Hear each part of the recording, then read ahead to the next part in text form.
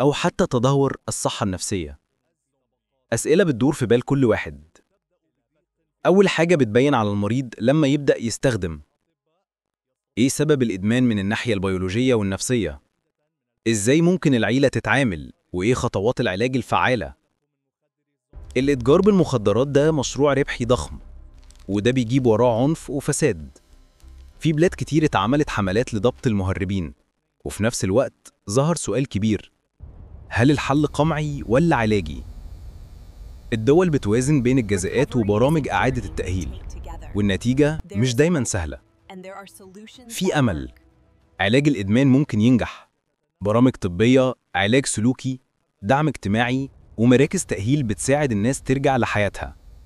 والأهم وقاية الشباب، التوعية المبكرة، وجود بدائل وفرص، وحوار مفتوح بدون وصم.